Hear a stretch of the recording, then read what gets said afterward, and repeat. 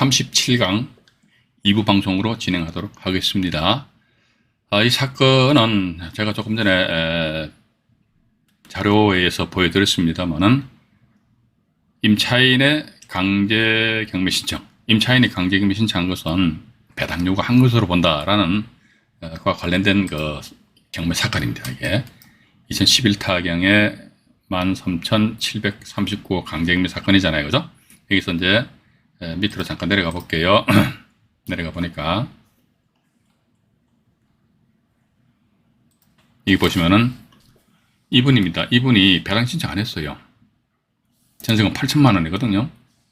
이 사건에 있어서 소멸 기준 권리는 뭐다 이게? 여기에 되잖아요, 그죠? 근데 가압류가 4건이나 덕지 붙어 있네요. 가압류권자의 채권액이 1억 한 6천, 1억 한 7천 정도 되겠다, 그죠? 근데 박모 씨라는 분은 강제금 신청해 버렸어요. 8천만 원 청구해 그래가지고 배당 신청 안 했다 이거죠. 배당 신청을 안 하니까 1심 법원에서는 어떤 식으로 배당을 하겠다 하더라. 아까 말씀 안 드렸습니까? 배당 신청 안 했어. 배당 신청 안 했으면 당신은 임차인이 아니야. 그죠? 배당 신청 안 했으니까 당신, 그러니까 임차인에 의한 배당 신청 안 했잖아. 그럼 임차인이 아니야. 따라서 당신 뭐다?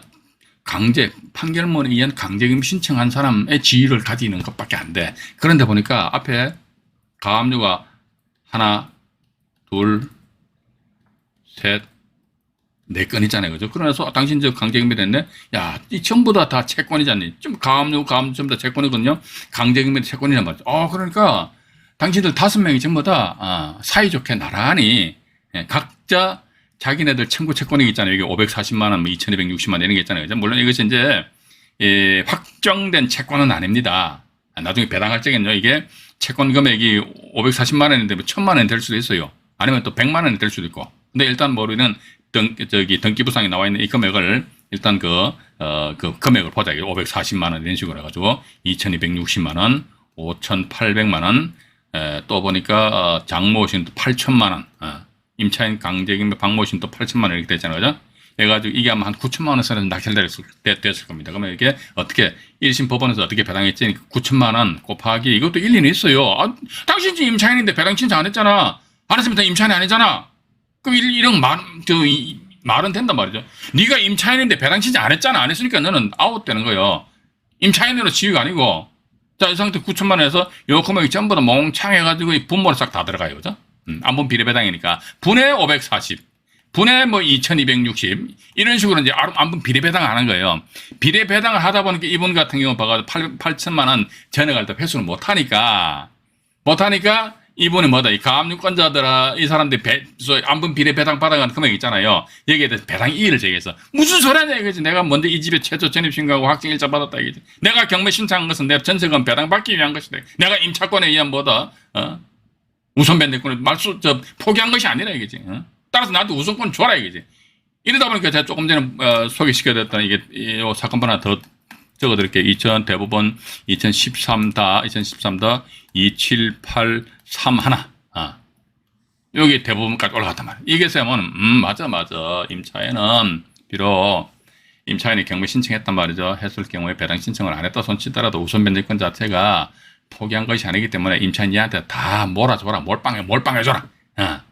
근데 또 이렇게 보면 됩니다. 뭐냐면요. 1심 법원에서 이런 식으로 안분 비례배당 해버렸어요. 안분 비례배당을 또 하고 나서 보니까 예를 들자면 이분의 전세금 8천만 원인데 한 3천만 원밖에 배당 못 받았다 치자. 안분 비례배당 결과. 그럼 나머지 5천만 원 미배당이잖아요. 그죠? 그럼 5천만 원에 대해서는요. 이 사람 낙찰자한테 5천만 원 돌려놓으라고 이야기를 하면 돼요. 낙찰자한테. 그럼 이랬을 적에 낙찰자 입장에서는 과연 이거 어떻게 얘기했습니까? 이거 참 재밌는 현상인데 이거 제가 우리 잠깐만요. 조금 칠판으로 잠깐 이동해가지고, 자, 이렇듯이, 이렇게 여기서 이렇게 시간 끌면 안 되는데, 일단, 근데 말씀드릴 건 다 말씀드려야 된다고, 그죠? 예. 우리 시간에 쫓겨가지고, 7렐레, 8렐레 하는 그건 아니잖아요, 그죠? 이렇게 봐가지고, 예를 들자면 임차인의 보증금이 8천만 원이었는 대항력이 있는 임차인이잖아요. 이제 8천만 원인데, 법원에서 아까 우리 보았습니다만은 이게, 이 사람이 A라는 사람이 먼저 전입신고도 하고 확정일자도 받았잖아요. 그 뒤에 보니까 B, C, D, 이 사람 전부 다 가압류권자입니다. 가압류. 그러면서 A가 최종적으로 본안 소송에 의한 판결문 가지고 이랬듯이 강제징용 신청했잖아요. 강제징용, 그죠? 근데 집행법원에서는, 당신은 저 배당 신청 안 했잖아. 조금 전에 말씀드렸죠. 안 했기 때문에 당신은 우선 변증권이 없어. 그러니까 우선 변증권이 없으니까 B, C, D, E하고 A 간에 있어가지고 동순에 의한 안분 비례배당. 그러니까 이 자체를 인정을 안 해줘버렸어요. 안 해주니까 강제징용 하니까 동순에 의한 안분 비례배당이다. 따라서 예를 들자면 경매 결과 이 사람이 3천만 원밖에 배당 못 받아버렸어요. 3천만 원밖에. 그러면 나머지 5천만 원 있잖아. 5천만 원. 어쨌든 이 사람은 A는 낙찰자한테 대항을 할 수가 있으니까. 대항을 할 수 있는데 나는 8천만 원에서 3천만 원 배당받아. 이게 이제 전세권의 큰 차이잖아요. 그죠? 전세권한테 진짜 배당 요구했다. 그러면 지가 배당 요구했는데 3천만 원밖에 못 받았어요. 그럼 5천만 원 낙찰자 줘야 되나? 전세권에 의한 배당 신청했지. 야, 이 사람 전세권에 의한 배당 신청, 이게 큰 차이입니다. 전세권에 의한 배당 신청했다면 이제 전세권이 사람들 경비심 매각으로 죽잖아요. 이 사람 봐가지고. 우리 조금 전에 판례 보셨잖아요. 그죠? 전세권에 오로지 말소되는, 소멸되는 경우는 어떤 경우냐. 그러니까 지가 배당 신청한 경우라 이거지. 그럼 반대로 배당 신청 안 하면 안 죽는다 이거지. 근데 임차권 같은 경우는요, 배당 신청했으니까 3천만 원 배당 받았을 거 아닙니까? 그죠? 그럼에도 불구하고 나머지 5천만 원에 대해서 뭐다? 낙찰자한테 대항력을 주장할 수 있다는 겁니다. 그럼 여러분들이 만약에 이 물건 낙찰 받으셨어요. 와, 대전지방법원에서 이런 식으로 해가지고, 배당표를 작성하다 보니까, 야, 내가 예측지도 못하는 5천만 원을 추가적으로 인수해야 된단 말이에요, 인수. 이거 좀 진짜 이거 인수해야 됩니까? 말해야 됩니까? 여기서 제가 채팅창에다 여러분들한테 질문을 참 들어볼게요. 인수한다. 5천만 원 인수한다. 이 틀려도 좋습니다. 인수한다 1번. 인수 안 한다. 2번. 3번. 모르겠다. 1, 2, 3번 해가지고요. 채팅창에다가 여러분들의 적극적인 동참을 기대를 한번 해볼게요.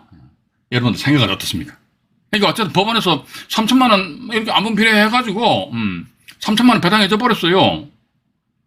우리가 이런 일이 나중에 발생될 수 있습니다. 그러하기 때문에 낙찰자에게 대항할 수 있는 임차인이 있다 했을 때 그 임차인이 법대로 정당하게 배당받았을 때 걔가 얼마나 배당받아가는가 거기에 대해서 우리가 정확하게 명명백백하게 알아야 된다는 거죠. 알기 위해서 내가 공부를 해야지. 개뿔이나 공부도 안 하고 머릿속에 우동산에 빡 들어있으니 뭐 압니까? 모르잖아요. 그죠? 어떻게 됩니까? 인수한다. 둘 중에 하나지. 인수한다. 인수 안 한다. 인수한다. 인수 안 한다. 박현성님 1번. 필구님, 조창선님, 전부 1번으로 다 몰아가네요. 류병직님 1번이고, 아니지. 1번. 그럼 이제 댓글 따지 마시고 인수 안 합니다, 이게. 5천만 인수 안 해요. 왜 인수합니까? 인수 안 하지. 오늘 지금 제가 이것도 방송하기 전에 이 사례가 생각이 안 났어요. 전부 다 1번 다 틀린 거 2번입니다. 인수 안 합니다, 이게. 이게 이것도 대법원 판례가 있어요. 대법원 판례가 있는데 뭐냐면은, 요 판결 내용은 제가 나중에 그 판결문 찾아가지고 다음 시간에 수요일 날 여러분들한테 이 사건본을 보여드릴게요. 이것도 어떻게 보면 돈이 왔다 갔다 하는 문제잖아요. 그죠? 그러니까 답은 간단해요. 5천만 원. 내 주머니 돈 있으면 주면 돼. 끝나버려요. 봐가지고. 끝나버리지. 자식 따지고 자식할 거 뭐 있어요. 봐가지고. 예? 근데 만약에 이런 법원에서 배당한 것이 잘못되었다더라. 이러한 실증을 어떻게 한다더라. 이게 인수 안 하고 어떻게 오히려 이게 낙찰자 입장에서는요. 이 A라는 사람한테 명도 요청하는 거죠. 명도 요청. 명도 요청을 하게 되면 A 입장에서 봐가지고 무슨 소리냐 이지 내가 3천만 원 받고 내가 5천만 원 당신한테 받아야지. 당신한테 5천만 원도 안 주는 주제에 뭐 나보고 나가라고 하고 한마디 지랄하고 앉아있니 이런 식으로 막 A가 악다구니를 막 펼칠 거 아닙니까? 이랬을 때 대법원 판결 내용을 보니까요. 낙찰자가 임차인의 대항력이 있는 임차인입니다. 대항력이 있는 임차인의 보전금액을 실질적으로 인수해야 되는 금액은 뭐냐니까 법원에서 첫 번째 법원에서 배당한 배당표상에 표시된 배당금액 있잖아요. 그죠? 배당금액을 기준하느냐 아니면 두 번째 현실적으로 실질적으로 한마디로 정확하게 배당 받을 수 있었던 금액입니다.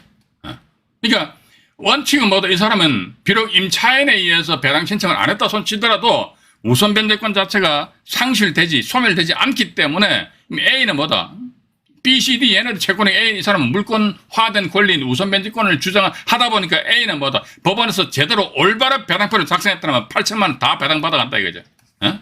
근데 법원에서 이런 식으로 안분 비례 배당을 한 결과 보니까 이 사람 만약에 3천만 원밖에 배당 못 받아갔으면 과연 이걸 기준해 가지고 3천만 원에서 8천만 원 차익인 5천만 원 줘야 돼. 이게 아니고 이 사람이 법원에서 정확하게 배당표를 작성했다면 배당받을 수 있는 금액이 얼마야? 그러니까 이 사안 같은 경우 우선 변제권이 인정되기 때문에 8천만 원 다 받아간단 말이죠. 8천만 원 다 받아간다 하더라도 그럼 이랬을 때 낙찰자는 이런 등에 한 번 더 배당을 인수를 할 필요는 없다 이거지.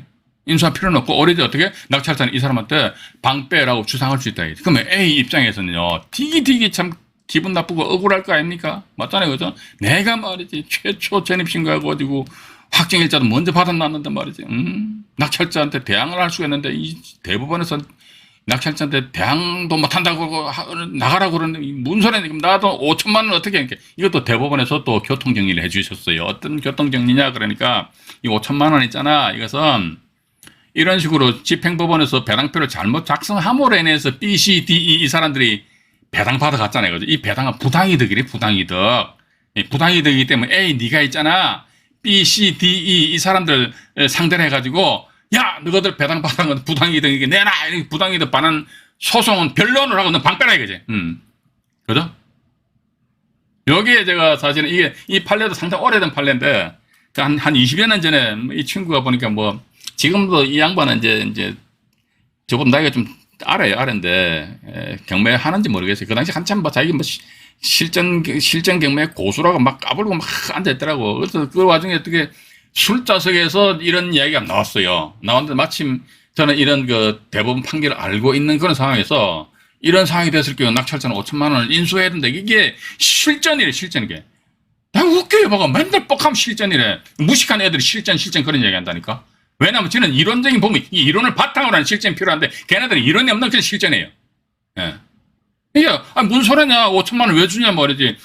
법원에서 제대로 올바르게 작성했다면 이 사람이 8천만 원 다 배당받아간다면 낙찰자 인수하는 게 하나도 없는다니까. 아니라 이거지. 이제 5천만 원 줘야 된다, 이거지. 그럼 좋다, 이거 우리가 나중에 만났을 때 진하게 술을 한 잔 사는 내기 하자. 자기도 좋다고 그래요. 다음 만났습니다. 제가 이겼습니다. 대법원 사건 번호 짠 들이내가 봐라 해가지고. 지금 또 보니 맞거든요. 오, 이런 게 있었네. 예. 그러니까 용감하면 무식하죠. 무식하면 용감한 거지. 그래서 요거, 제가, 잊어먹지 않게끔 제가 오늘 방송 끝나면서 막바로 메모를 해놓게 해가지고, 1월 18일 날, 수요일 날, 방송 하면서 막바로 처음 그 이야기 말씀드릴게요. 말씀드리도록 할 테니까. 그렇게 좀 이해를 하시고요. 전부 다 1번으로 표시하신 분들은 오늘 방송 끝나고 무릎 꿇고 손 들고 계십시오. 봐가지고. 5천만 원이 작은 돈입니까? 예? 그러니까 이게 특히 대학력 있는 임차인이 있다 했을 때 과연 이 사람이 과연 얼마를 배당받아 갈 것인가 해가지고 우리가 정확하게 그래서 우리가 배당표를 작성을 해보고 또 나아가서 대학력 있는 임차인이 있다. 그러면 제가 말씀 안 드립니까? 대학력 있는 임차인이 있다면 그 임차인이 있으면은 명도하기가 좋으니까 대단히 좋다고 그러는데요. 그냥 마냥 좋은 게 아니야. 대학력 있는 임차인이 있는데 과연 그 사람이 자기 보증금을 전액을 다 배당 받아가느냐 못 받아가느냐. 만약에 배당 받아간다면 과연 얼마를 배당 받아가는 것이 정확한 것이냐. 거기에 대한 정확한 걸 우리가 도출해내야 됩니다. 그럼 내가 낙찰 받고 나서 보니까, 저 사람이 대항력 있네. 그러면, 내가 계산해보니까, 저 사람 보니까 얼마를 배당 받아가겠구나. 그러면 배당표는 배당기일 3일 전에 배당표가 확정되는 걸로 알고 있거든요. 그럼 법원에 가서요, 봐가지고 배당기일 한 3일이나 이틀 전에 가가지고, 충성 계장님이 배당표 써본, 배당표 등본 교부 신청해라. 니가 한번 해보시라니까 하셔가지고, 배당기일 당일날 배당표가 이게 이해관계인데 불러가지고 이렇게 해주는 모양인데, 예. 그런데 배당기일 하루나 이틀 전에 가셔가지고 배당표 등본 교부 신청 해보시라니까 하셔가지고 내가 궁금해한 누가 임차인이 사람이 과연 얼마나 배당 받아갔는지 여기에 대해서 찌 한번 보시라니까 보셔가지고 그 상태에서 만약에 내가 배당표 작성하고 좀 틀리면 계장님 이거 사실 이게 아닌데요. 우리도 계장 담당 경매에 가가지고 이렇게 우리의 어떤 의견을 타진할 수 있어요. 봐가지고 이렇게 되면 이렇습니다. 이거 빨리 배당표 좀 정정해 주시기 바랍니다. 만약에. 근데 만약에 경매계장이 똥꼬지 필요하고, 그럼 어쩔 수 없죠. 그럼 낙찰 받고 나서 어떻게, 배당 다 끝나고 나서, 그 다음에 그 임차인에 대해가지고 임차인하고 싸움하는 수밖에 달리 방법이 없지 않느냐 하는 그런 말씀을 드려보고 싶습니다. 여기서 다시 잠깐만요. 여기서 네. 그래서 이 사건 같은 경우도 보면요. 일단은 이 건 같은 경우는 지금 이제 대법원까지 올라가서 결국은 이 박모 씨라는 분이 1순위라서 우선 변제권, 이때 우선 변제권 있잖아요. 그죠? 2008년 9월 11일 오전 0시로부터 9월 11일입니다. 그죠? 대학력이 9월 11일이니까 확정일자 우선 변제권도 9월 11일이잖아요. 9월 11일 오전 0시인데, 2009년도 3월 달이니까 제일 빠르잖아요. 빠르니까 이 사람이 1등을 8천만 원 다 받아가 버린다니까. 다 받아가는 그런 사건이었다. 일단 그렇게 좀 보시기 바라고요. 또 하나 사건을 더 보여드릴게요. 야, 이게 다른 건 저 천상 18일로 2월을 시켜야겠네요. 여기 이제 서울중앙지방법원 사건인데요. 2007 타경에 15036입니다. 이 사건인데요. 이 사건인데 지금 보시면은 이와 관련된 것이 조금 전에 말씀드렸습니다만 대법원 2009다 40790 사건입니다. 40790 사건이에요. 요 사건과 관련된 거예요. 이거와 관련된 건데 여기 보면 이제 1차 매각길래 해가지고요. 2007년에 상당히 오래됐죠, 그죠?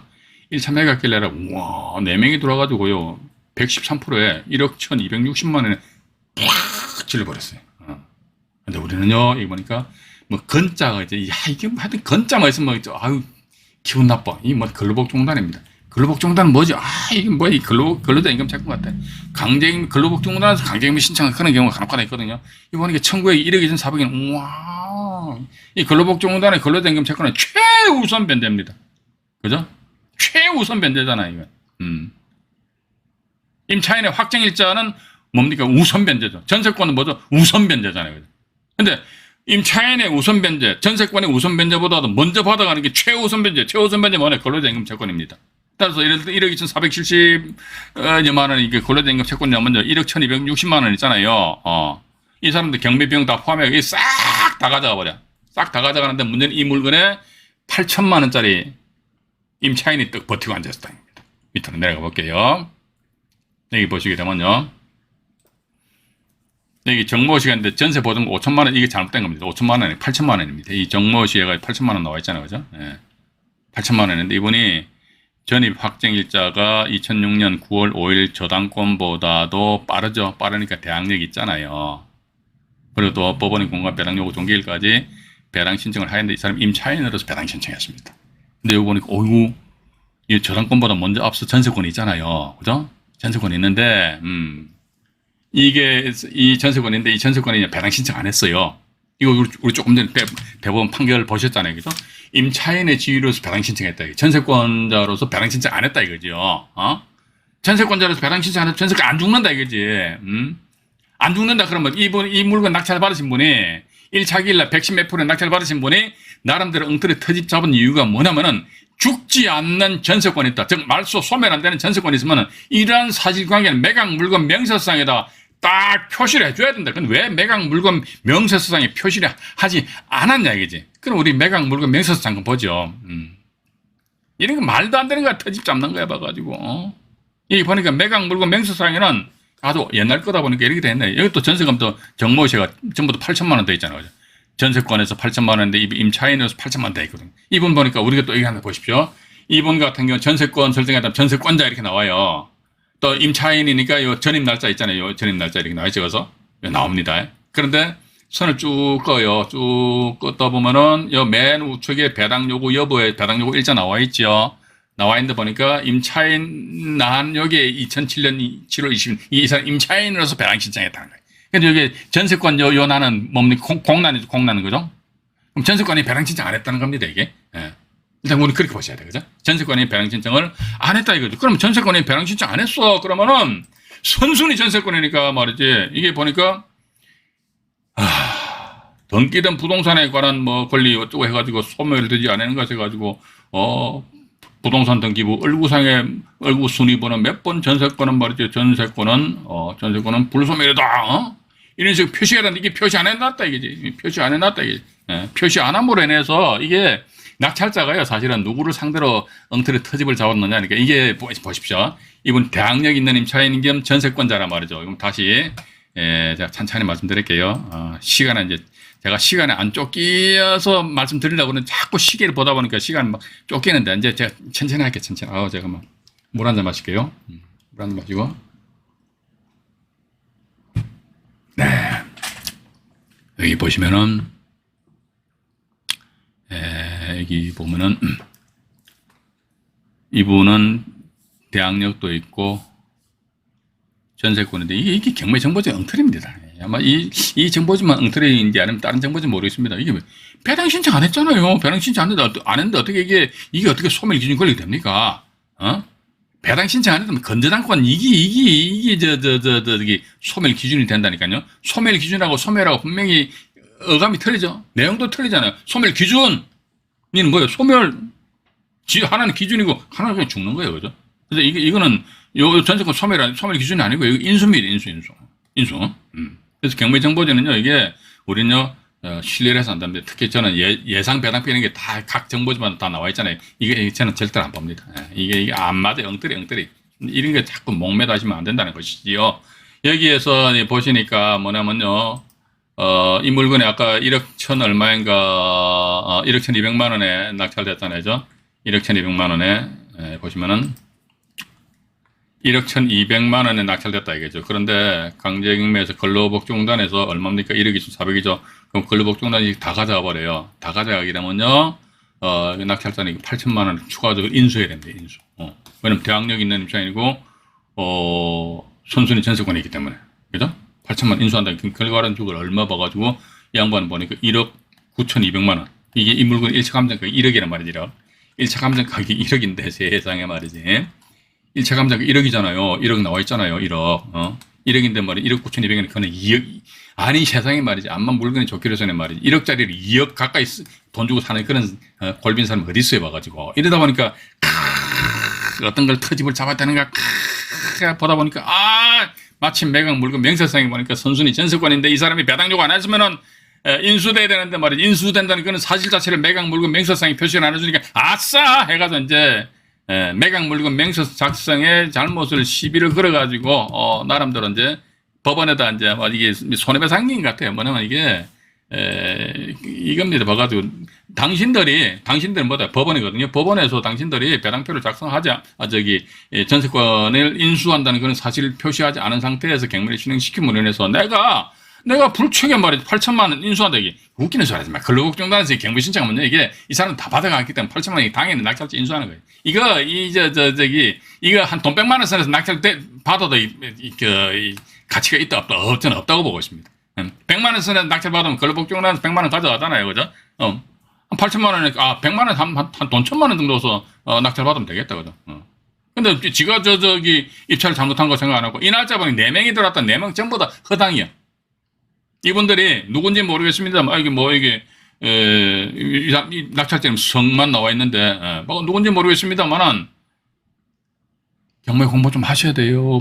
근로복지공단의 임금 채권이 뭔지, 최우선 면적은 뭔지, 찍어 먹어봐도 몰라. 똥인지, 된장인지 모르니까. 그런 사람들 지금도 많이 있다니까요. 봐가지고.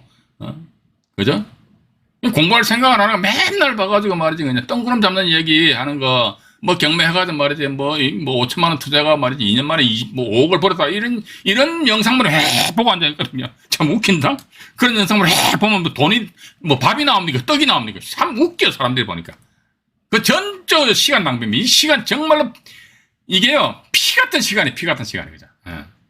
저는 어떻게 보면 1분 1초가 좀 아까운 사람입니다.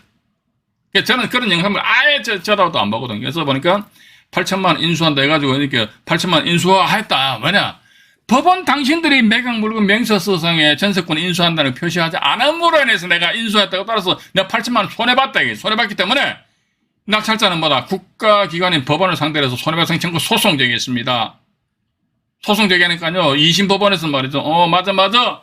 너의 주장이 맞다. 너가 누구든 낙찰자입니다. 그런데 있잖아. 법원은 국가입니다. 얼마만 손해배상해주면 된다? 20%만 배상해줘보라. 이렇게 20%는 얼마입니까? 1,600만 원이죠, 그죠? 그럼 나머지 80%는 뭐예요? 그러니까 이건 다 자네다, 지금 나는 다. 주의 태만해져. 주의해가 천천히 봐야 되는데, 이게 니 탓이야. 따라서 국가기관 20% 해가지고 1,600만 원은 이게 대법원까지 갔거든요. 올라갔다 내려온 사건인데, 그러니까 결국은 대법원 사건 올라가면 이게 대법원은 법률심입니다. 법률심. 이러다 보니까 만약에 변호사를 이 낙찰자 선임하셨다 그러면요, 이 1,600만 원 이거요, 변호사 수임료도 제대로 안 나올 것이다. 라는 그런, 말씀을 드려보고 싶습니다. 그래서 이게 이제 우리가 알면은 이게 어려운 게 아니고요. 딱 보면 알면은, 여기 저기 함정이 보여요. 모르면은 저기 함정인지 뭔지 몰라. 그냥 막 가는 거야. 그냥 가다 팍 눈탱이 밤탱이 돼버리고 말이야. 그래 되겠어요. 봐가지고 그죠? 그래서 저는 이걸 저기 한번 아셔도 아마 정확하게 아셔야 되지 않을까. 아마 오늘 제가 이렇게 말씀드린 내용도 어디 우리 저기 채널에 보면 영상물 어딘가 또 있을 것 같아요. 있을 것 같은데 그걸 이제 우리 시청자분들이 이제 이런 사안 같은 경우 특히 안 그랬으면 아까 말씀드린 거 대학령인대님 차인했다. 그럼 그 사람이 과연 법원에서 배당표를 올바르게 작성하였다면 얼마를 배당받아 갈 것인가 여기에 대해서 내가 정확하게 배당표를 작성할 수 있는 그런 능력이 있어야지만 싸움 다툴 수 있는 거 아닙니까? 그죠? 그런 능력이 없어. 그럼 우리는 이렇게 생각하거든. 야, 법원에서 경매 계장님이 머리를 질끈 감싸고 말이죠. 배당표를 작성했으니까 오죽 맞겠냐고. 그래. 예를 들어 임차인 보증금 8천만 원인데 말이지. 한번 비례배는 그러니까 3천만 원 배당 받았더니 그럼 내가 5천만 원 물어줘야지. 돈 많으면 주면 돼요. 간단해요. 세상 복잡하게 살지 말자니까. 돈 많으면 주면 된다니까. 뭘 거 따지냐고. 근데 이런 내용 아는 사람은 따져야지. 5천만 원이 작은 돈입니까? 엄청 큰 돈입니다. 그죠?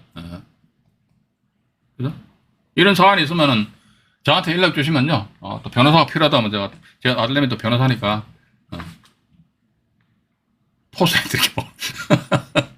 하여튼, 보셔가지고, 일단, 오늘은 제가, 임차권자금, 전세권자 강제금인데, 이 내용에 대해서 말씀드리려고 그랬는데, 이게 하나도 말씀 못 드렸네, 그죠? 다음, 1월 18일 날, 전세권자가 강제금리 신청한 사례가 하나, 둘, 셋, 넷, 다섯, 6가지 있습니다. 그거를 다음 시간에 말씀드리도록 하겠습니다. 오늘은 여기까지 방송 진행을 하도록 하겠습니다. 방송 시청하시느라고 대단히 수고하셨고요. 나가시기 전에 좋아요 한번 눌러주십시오. 좋아요 눌러주시면은 대단히 감사하겠습니다. 좋아요 안 눌러주시는 분들 계시더라고. 그분들은 심보가 어떤 심보인지 모르겠어 봐가지고 좋아요 한번 꼭 눌러줘 봐봐요. 그러시고 자 어쨌든 날씨가 좀 꽤 쌀쌀하네요. 쌀쌀하니까 감기 조심하시고요. 편안한 밤 되시기 바라겠습니다. 네, 이상 안종인의 말씀드렸습니다. 네, 고맙습니다.